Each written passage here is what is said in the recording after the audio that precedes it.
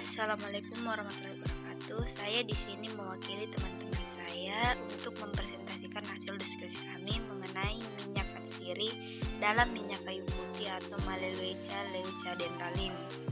Kelompok saya beranggotakan 5 orang, Hakim Samsulfa, Haria, Hilmalia Putri, Kasmia, dan Citra Sekolah. Ada 6 poin yang akan saya bahas. Minyak kayu putih adalah cairan bening dengan karakteristik aroma dari spesies tertentu dari yang mereka dapatkan seperti minyak esensial lainnya. Mereka adalah campuran senyawa organik terutama terpen. Komposisi minyak tergantung pada faktor genetik dan bukan faktor lingkungan. Oleh karena itu, yang merupakan faktor utama terpenting yang menentukan kualitas berdasarkan kadar sineol dan penggunaannya. Semakin besar kandungan sineol, maka semakin baik mutu minyak kayu putih. Bahan baku. 1. Persiapan bahan baku. Bahan baku daun Malaleuca kayu putih dipanen kemudian dipetik dari tangkainya. 2. Proses pengeringan bahan baku. Pengeringan bertujuan untuk mengurangi kadar air yang terdapat pada daun sehingga minyak akan dengan mudah keluar dari kelenjar minyak. Pengeringan dilakukan pada tempat dengan sirkulasi udara yang baik dengan sekali dibolak-balik agar keringnya merata. Untuk menghindari penguapan minyak atsiri dan penurunan mutu, sebaiknya tempat pengeringan terhindar dari paparan sinar matahari. Sebagai bahan baku minyak kayu putih adalah daun pohon kayu putih yang sudah mencapai umur lebih dari 6 bulan. Sebaiknya berumur antara 6 sampai 12 bulan. Daun yang masih terlalu muda atau sudah terlampau tua akan menghasilkan rendemen minyak sedikit dengan mutu yang rendah pula. Tempat penimbunan daun sebelum disulin sebaiknya dibuat dan dibentuk rak-rak untuk mencegah fermentasi daun yang menurunkan kandungan minyaknya. Penundaan penyulingan sebaiknya tidak lebih dari 6 hari. Metode ekstraksi. Ekstraksi adalah pemisahan satu zat dan campuran dengan pembagian sebuah zat terlarut antara dua pelarut yang tidak dapat bercampur untuk mengambil zat terlarut tersebut dari satu pelarut ke pelarut yang lain.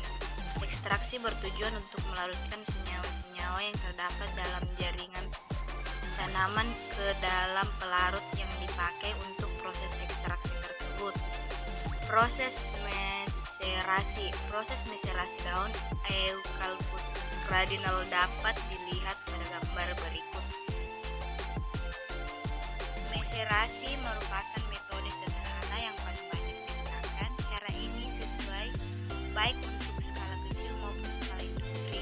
Metode ini dilakukan dengan memasukkan serbuk tanaman dan pelarut yang sesuai dalam wadah inert yang tertutup rapat pada suhu kamar.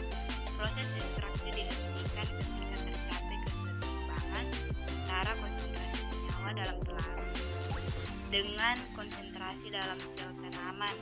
Setelah proses ekstraksi, pelarut dipisahkan dari sampel dengan penyaringan. Kerugian utama dari metode meserasi ini adalah memakan banyak waktu. Pelarut yang digunakan cukup banyak. Dari besar kemungkinan beberapa senyawa hilang. Selain itu, beberapa senyawa mungkin saja sulit diekstraksi pada suhu kamar. Namun di sisi lain, metode meserasi dapat menghindari rusaknya senyawa-senyawa yang bersifat termolabil.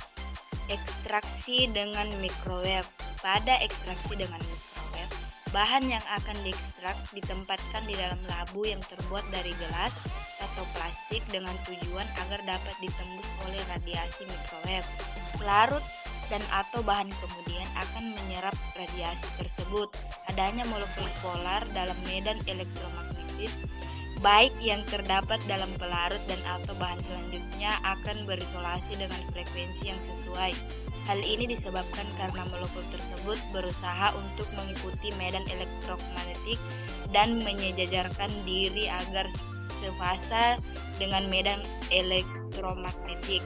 Akan tetapi dengan adanya molekul yang tidak mengikuti orientasi medan elektromagnetik menyebabkan partikel bergerak secara acak, di mana hal inilah yang kemudian menyebabkan terjadinya gesekan atau tumpukan antara partikel.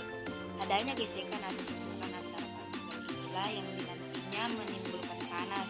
Peristiwa inilah yang nantinya menyebabkan dinding sel menjadi pecah dan minyak atsiri di dalamnya dapat bebas keluar. Adanya kandungan air di dalam bahan tanaman dan juga adanya panas akibat menyerap energi elektromagnetik menyebabkan sebagian minyak atsiri akan larut dalam air yang terdapat dalam kelenjar tanaman. Campuran minyak dalam kemudian akan berdifusi keluar dengan proses osmosis melalui selaput membran hingga nantinya sampai di permukaan bahan untuk selanjutnya akan menguap. Difusi minyak atsiri dan air yang melalui membran tanaman inilah yang disebut proses hidrodifusi. Metode ini dapat digunakan untuk senyawa organik semi-volatil dan non-volatil serta hidrokarbon minyak bumi. Metode distilasi dengan uap. Pada metode ini bahan baku tidak kontak langsung dengan air maupun api, namun hanya uap bertekanan tinggi yang difungsikan untuk menyulut minyak. Prinsip kerja metode ini adalah membuat uap bertekanan tinggi dalam boiler. Kemudian uap tersebut dialirkan melalui pipa dan masuk ke ketel yang berisi bahan baku. Uap yang keluar dari ketel dihubungkan dengan kondensor. Cairan kondensat yang berisi campuran minyak dan air dipisahkan dengan separator yang sesuai berat jenis minyak. Parameter mutu minyak kayu putih. Inilah hasil analisis kualitas minyak kayu putih yang terdapat dalam tabel tersebut. Cara menganalisis mutu. Tanaman kayu putih merupakan salah satu tanaman penghasil minyak atsiri yang banyak diolah dan dimanfaatkan untuk menghasilkan minyak kayu putih. Rendemen dan mutu minyak atsiri sangat bervariasi karena faktor yang memengaruhinya. Menurut Guenther, perlakuan terhadap bahan baku penghasil minyak atsiri, jenis alat penyulingan perlakuan minyak atsiri adalah ekstraksi, pengemasan, dan penyimpanan bahan ataupun produk berpengaruh terhadap kualitas minyak atsiri. Selain faktor-faktor yang disebutkan di atas, juga terdapat beberapa faktor yang memengaruhi rendemen dan mutu minyak kayu putih. Di antaranya cara penyulingan, lingkungan tempat tumbuh, waktu di pemetikan bahan, dan penanganan bahan sebelum penyulingan. Di bawah ini terdapat standar mutu minyak kayu putih berdasarkan SNI 063954/2006. Inilah cara perhitungan rendemen minyak atsiri dan standar mutu minyak kayu putih terdapat pada tabel 2.2. Sedangkan ini syarat mutu minyak kayu putih menurut Standar Nasional Indonesia atau SNI tahun 2014. Persyaratan khusus minyak kayu putih SNI 3954/2014. Jenis senyawa yang dihasilkan. Senyawa-senyawa dalam minyak kayu putih adalah 1,8 fenol, terpinol, limonene, pinene, terpinene, dan golongan ketoterpen lainnya yang belum teridentifikasi. Kandungan utama minyak kayu putih adalah 1,8 fenol atau eukapitol, 1,8 sineol atau C10H18O merupakan senyawa yang termasuk golongan hidrokarbon teroksigenasi. Senyawa 1,8 fenol sangat mudah larut dalam air dingin, meleleh pada temperatur 1,8 derajat Celcius dan mendidih pada temperatur 176,5 derajat Celcius. Minyak kayu putih termasuk dalam komoditi ekspor minyak atsiri. Minyak kayu putih dapat digunakan dalam obat herbal termasuk antiseptik, antipasmodik, antineuralgik, dan antirematik, serta dalam produk kosmetik. Beberapa penelitian juga menentukan kemajuan minyak spesial malelueca seperti antibakteri, antiviral, antitemite, dan anti jamur. Senyawa 1,8 fenol merupakan senyawa utama dari minyak kayu putih yang berperan sebagai antimikrob, antioksidan, kekebalan tubuh, analgesik, dan spesmolitik atau Angela dan Davis. Selain itu, senyawa 1,8 senol juga berpotensi sebagai antiinflamasi. Senyawa metil eugenol dan turunannya metil isoeugenol digunakan dalam industri parfum dan wangi-wangian. Inilah tabel kandungan kimia dari daun minyak esensial eukaliptus. Pemanfaatan minyak kayu putih. 1. Mengobati diabetes. Studi yang dilakukan oleh Journal of Natural Medicine dari Toyama, Jepang membuktikan bahwa air dan metanol ekstrak tanaman obat termasuk kayu putih dapat digunakan dalam pengobatan diabetes tipe 2. Ternyata ramuan tersebut dapat meningkatkan sensitivity insulin dan meningkatkan kontrol glikemik. 2. Penyembuhan luka. Minyak kayu putih mengandung bahan aktif seperti citronellol dan 1,citronellol yang membuatnya berfungsi sebagai antibakteri. Mengoleskan minyak kayu putih di area sekitar luka dapat melindungi luka terbuka atau daerah yang teriritasi dari infeksi yang disebabkan oleh mikroba dan paparan udara. Dengan kandungan ini, minyak kayu putih biasanya ditambahkan pada beberapa produk plaster untuk mengobati infeksi atau luka pada kulit. Selain itu, krim untuk menyembuhkan luka pun banyak mengandung minyak kayu putih di dalamnya. 3. Melancarkan pernapasan. Melakukan kompres dingin dari larutan air yang sudah dicampur dengan sedikit minyak kayu putih diketahui dapat memberikan efek sejuk pada kulit sehingga dapat menurunkan efek demam. Saat batuk atau flu, Anda dapat mengaplikasikan minyak kayu putih untuk meringankan perasaan dada sesak atau hidung tersumbat. Namun, para ahli kesehatan yang berpendapat bahwa minyak tersebut dapat memperburuk asma pada beberapa orang. 4. Menghilangkan nyeri pada persendian. Penelitian menunjukkan bahwa minyak kayu putih dapat membantu meringankan nyeri pada persendian. Bahkan beberapa krim atau salep yang berfungsi untuk meringankan rasa sakit akibat osteoartritis dan rheumatoid arthritis mengandung minyak kayu putih. Uap minyak kayu putih merupakan analgesik dan antiinflamasi. Pemakaian minyak kayu putih direkomendasi untuk Anda yang menderita rematik, sakit pinggang, terkilir, otot kaku, pegal-pegal, dan nyeri saraf. Menggoleskan minyak kayu putih pada daerah sendi atau otot yang terasa nyeri dan memijat dengan lembut dapat membantu meringankan tekanan dan nyeri pada sendi dan otot tersebut.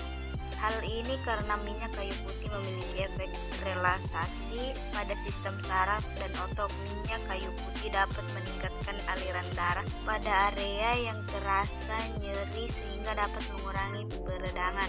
5. Meredakan sakit gigi. Belum banyak yang tahu bahwa minyak kayu putih juga dapat mengatasi keluhan sakit gigi. Manfaat ini karena minyak kayu putih memiliki sifat seperti skincare. Caranya, tumbuk kunyit dan campur dengan sedikit minyak kayu putih, tempelkan pada area yang sakit. Selain itu, minyak kayu putih juga diketahui mampu meredakan nyeri di gusi karena gigi tanggal. Atau Anda juga dapat meletakkan minyak kayu putih di kapas kemudian tempelkan di bagian gigi yang sakit. Cara ini dapat membunuh banyak kuman di mulut dan mengatasi kuman gigi. Produk pemanfaatan minyak kayu putih. Masyarakat atau pengelola kawasan dapat mempelajari pengembangan produk yang tidak hanya sebatas minyak kayu putih yang dijual dalam kemasan botol saja, agar konsumen mendapat produk yang bervariasi dari turunan kayu putih. Selain diversifikasi, pengemasan hasil produk juga menjadi bagian yang tidak kalah pentingnya dalam pemasaran. Kayu putih hendaknya dikemas dalam bentuk botol kaca yang cantik untuk menarik minat konsumen, juga untuk menjaga kualitas produk agar tidak dapat rusak. Ini adalah video proses pembuatan minyak atsiri kayu putih berskala pabrik berstandar SNI.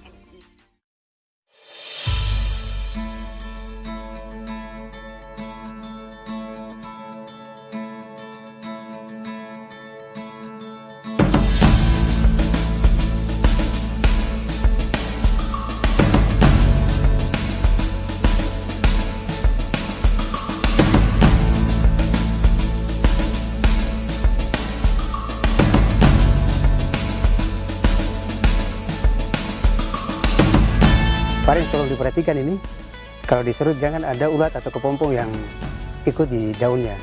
Ya, ya minyak kayu putih yang beredar di Indonesia, kalau diperhatikan dari labelnya itu tidak berbahan baku minyak kayu putih jenis ini, tapi dari eukaliptus yang diimpor.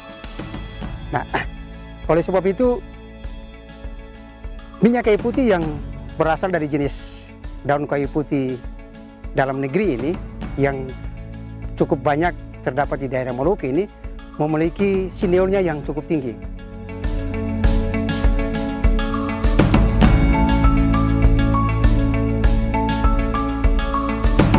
Potensi minyak kayu putih itu tersebar di hampir seluruh kabupaten di Provinsi Maluku.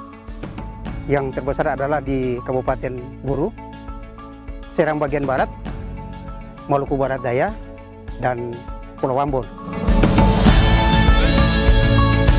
Penyulingan minyak kayu putih yang ada di Maluku ini sekarang hampir semuanya menggunakan hasil rekayasa balai.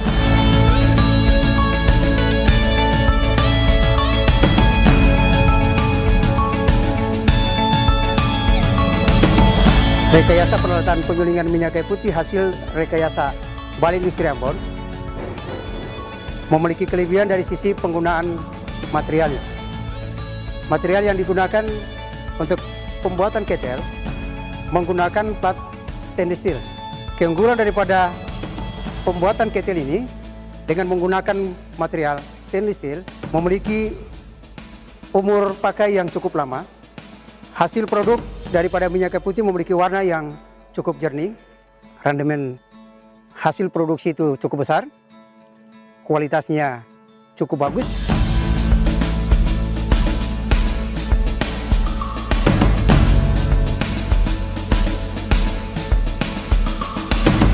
Penyulingan minyak kayu putih dimulai dengan penyortiran daun,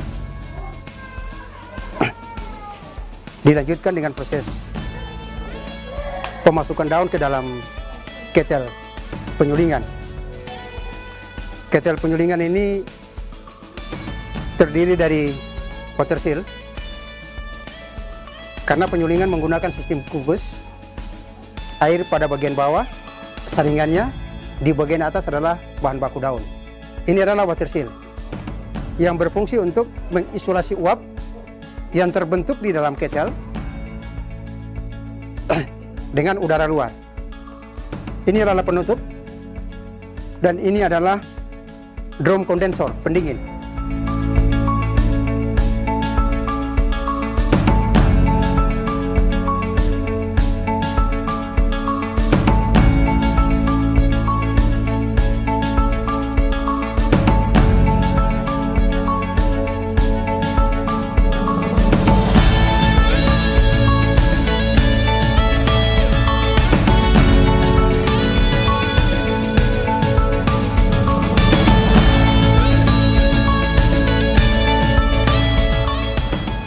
Hasil proses produksi minyak kayu putih dengan menggunakan peralatan penyulingan minyak kayu putih hasil rekayasa Balai Riset dan Standarisasi Industri Ambon setelah diuji di laboratorium Balai Riset dan Standarisasi Industri Ambon telah memenuhi standar nasional Indonesia atau SNI.